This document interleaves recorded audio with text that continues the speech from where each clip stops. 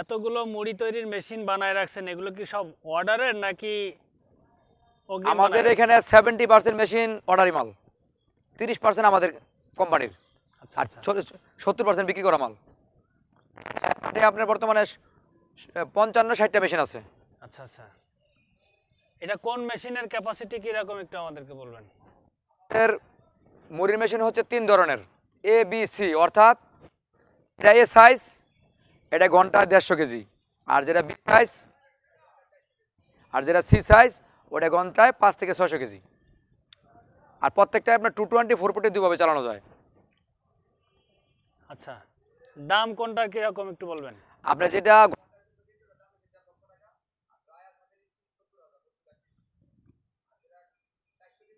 ওটা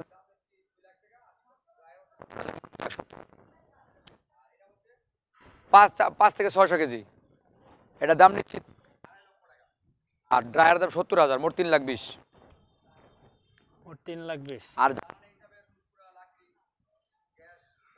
কোন মেশিনে কতজন শ্রমিক লাগবে?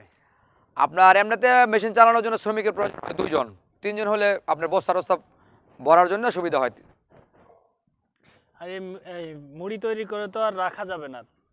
কেন রাখা যাবে না? এটা নরম হয়ে যাবে না? পরে ডাবল বস্তার ভিতরে ডাবল বস্তা ইউজ করতে হয়, প্রথম পলি তারপরে বস্তা। আপনি পলি আপনার প্রতিদিনের মাল প্রতিদিন ডেলিভারি যাচ্ছে, কিন্তু তারপরে আপনি একটা মুড়ি 15 থেকে 20 দিন রাখতে পারবেন। আচ্ছা আচ্ছা, আর এই যে প্যাকেজিং যে মেশিনগুলো এর সাথে কি থাকবে নাকি আলাদা? প্যাকেজিং মেশিন আলাদা, প্যাকেজিং মেশিন 2,000 টাকা আছে, 15,000 টাকা আছে, 20,000 টাকা আছে, এগুলো আলাদা, যার যার মতো কিনা নেই। যদি প্যাকেজিং করে তাহলে মেশিন লাগবে, আর বস্তাজাত করলে আর লাগবে না। আচ্ছা, ম্যানুয়াল এগুলো? এগুলো না, কারেন্টে চলে, সেমি অটো। সেমি অটো, আচ্ছা আচ্ছা। তো ঠিক আছে, এখানে যে 2 ধরনের মেশিন দেখা যাচ্ছে, একটা প্যাস বডি, একটা আবার 2 ধরনের মেশিন। আপনার প্যাচ বডির ভিতরে ছোট এবং বড় 2 পদ হয়।